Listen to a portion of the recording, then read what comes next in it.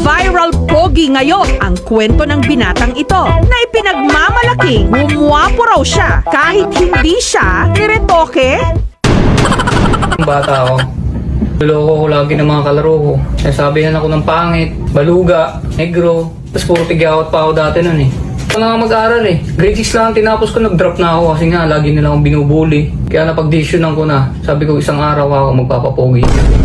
Mula noon, naging determinado raw siyang i-improve ang kanyang sarili. Yun nga lang, can't afford siyang magpaderma o gumastos para sa mga mamahaling skincare product.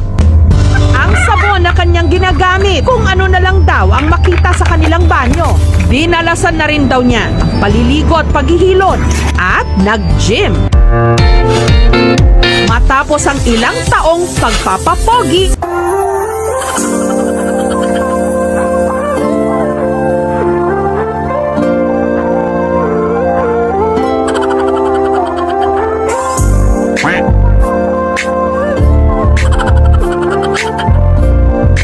Anong binago ko yung sarili ko?